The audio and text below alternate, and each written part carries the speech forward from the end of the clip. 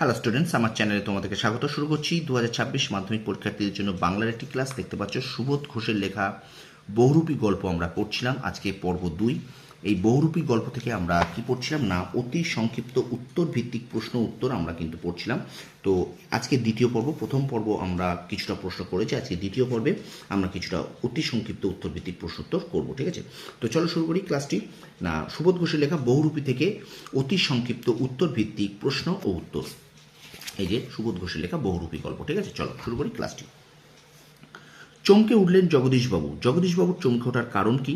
গল্পকার সুবোধ ঘোষ রচিত বহুরূপী গল্পে আদুর গা, তার উপরে সাদা উত্তরীয়, পরনে ছোট বহরের সাদা থান পরা বিরাগী বেশি হরিদাকে দেখে জগদীশবাবু চমকে গিয়েছিলেন। দেখো 2 নম্বর, পরে প্রশ্ন। জগদীশবাবুর দুই বিস্মিত চোখ অপলক হয়ে গেল। কি দেখে জগদীশবাবুর এমন অবস্থা হয়েছিল? জগদীশবাবু সিঁড়ির দিকে তাকিয়ে যখন দেখেছিলেন আদুর গায়ে সাদা উত্তরীয় পরা এক বিরাগী সামনে দাঁড়িয়ে আছেন, তখন তিনি অপলক দৃষ্টিতে তাঁর দিকে চেয়ে রইলেন। কোন সময় এবং কি বেশে হরিদাস জগদীশবাবুর বাড়ি গিয়েছিলেন? বহুরূপী গল্পে হরিদাস সন্ধ্যার সময় আদুর গায়ে একটি ধবধবে সাদা উত্তরীয় আর ছোট থান পরে বিরাগী সেজে জগদীশবাবুর বাড়ি গিয়েছিলেন। আমার অপরাধ হয়েছে। বক্তার অপরাধ কি ছিল? বিশিষ্ট কথা সাহিত্যিক সুবোধ ঘোষ রচিত বহুরূপী গল্পের আলোচ্য অংশে বিরাগী আজ হরিদাকে দেখে জগদীশবাবুর ওপর থেকে নিচে নেমে আসেননি। হরিদাকে দেখে জগদীশবাবু ওপর থেকে নিচে নেমে আসেননি, এটাই ছিল তাঁর অপরাধ। হরিদার বিরাগী মূর্তি সম্পর্কে লেখক কি মন্তব্য করেছেন?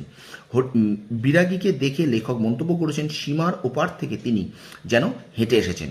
তাঁর শীর্ণ শরীর যেন অশরীরী সত্তা, উদাত্ত, শান্ত ও উজ্জ্বল দৃষ্টি তাঁর চোখ থেকে ঝরে পড়ছে।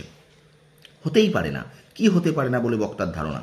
হরিদা বিরাগী সাজলে কথক ও তাঁর বন্ধুরা তাকে চিনতেই পারেননি। তাদের মধ্যে ভবতোষ ভেবেছিল এই বিরাগী কখনোই হরিদা হতে পারেন না।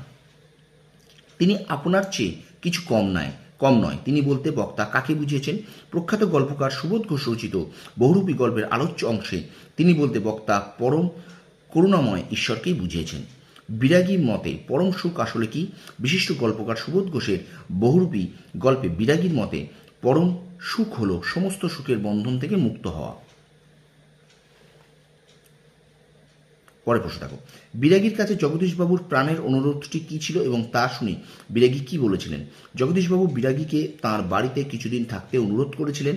এই কথা শুনে বিরাগী বলেছিলেন ধরিত্রী তাঁর আসল থাকার জায়গা, দালান বাড়িতে তিনি থাকতে পারবেন না। পরে প্রশ্ন দেখো, বিরাগী চলে যাওয়ার আগে জগদীশবাবু কি করেছিলেন? বিরাগী চলে যাওয়ার আগে জগদীশবাবু নোটের তারা ভর্তি একটি থলে প্রণামী স্বরূপ বিরাগীর পায়ের কাছে রাখেন। এই টাকা তিনি বিরাগীকে তীর্থ ভ্রমণ উপলক্ষে দিতে চেয়েছিলেন।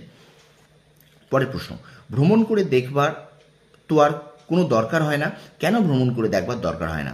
গল্পকার সুবোধ ঘোষ রচিত বহুরূপী গল্পে বিরাগী হরিদার মতে তাঁর বুকের ভিতরেই রয়েছে সব তীর্থ, তাই ভ্রমণ করে দেখবার প্রয়োজন হয় না। পরের প্রশ্ন, বিরাগী জগদীশবাবুর দেওয়া তীর্থ ভ্রমণের টাকা নিলেন না কেন?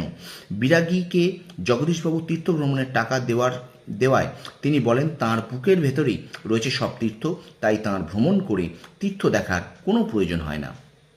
আমার অনুরোধ বিরাগীজি।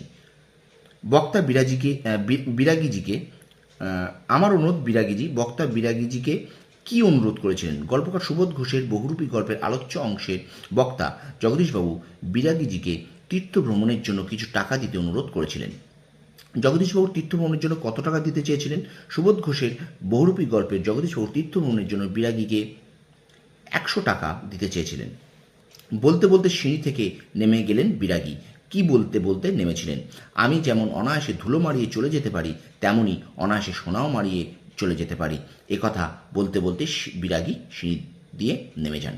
তো স্টুডেন্টস, এই হলো তোমাদের সুবোধ ঘোষের লেখা বহুরূপী গল্প থেকে অতি সংক্ষিপ্ত উত্তর ভিত্তিক প্রশ্নোত্তর আমরা পড়লাম, পর্ব 2। এরপরে আরেকটি পর্বে আমরা এই গল্পটাকে শেষ করে দেবো। ঠিক আছে, ভিডিওটা ভালো লাগলে অবশ্যই লাইক করো, কমেন্ট করো, বন্ধুদের মাঝে বেশি করে শেয়ার করো। আর আমার চ্যানেলে যদি নতুন হয়ে থাকো অবশ্যই চ্যানেলটাকে সাবস্ক্রাইব করবে, পাশে থেকে বেল আইকন প্রেস করে রাখবে, আর অবশ্যই বন্ধুদের মাঝে একটু বেশি করে শেয়ার করে দাও। তোমরা সফল হও, তোমাদের সাফল্য কামনা করি। ধন্যবাদ।